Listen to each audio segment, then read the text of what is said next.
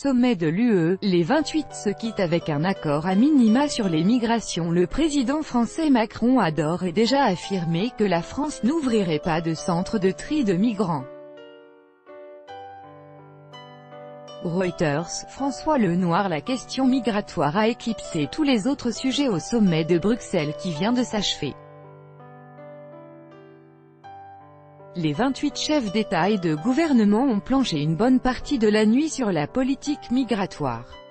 Au bout de 9 heures de discussion, un accord a été trouvé. Après des semaines de tension maximale, c'est donc le soulagement qui domine, même si l'accord trouvé est loin de tout régler. Avec notre envoyée spéciale à Bruxelles, Anastasia Bescio, l'accord ne règle en rien à lui seul la crise que nous vivons, qui est largement politique, concède Emmanuel Macron, tout en se félicitant de la conclusion d'un accord. Nous n'avons pas cédé à la fascination du pire, s'est réjoui le président français qui a multiplié les rendez-vous jeudi avec les représentants de pays tenant d'une ligne dure. Parmi les points qui contentent ces États, la perspective, même si elle est assez floue, de centres de réfugiés situés hors du territoire européen. C'est un grand pas, qui mettra fin au modèle des passeurs, estime le chancelier autrichien Sebastian Kurz, qui prend les rênes de l'Europe dimanche.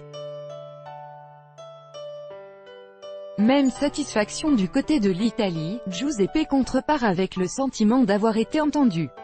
Il faut dire qu'il y a mis les moyens, en menaçant de faire capoter le sommet.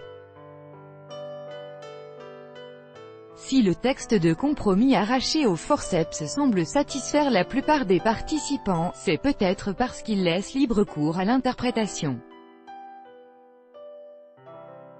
Ainsi Emmanuel Macron a affirmé que la France n'ouvrirait pas de centre de tri de migrants, comme le prévoit l'accord, car elle n'était pas un pays de première arrivée.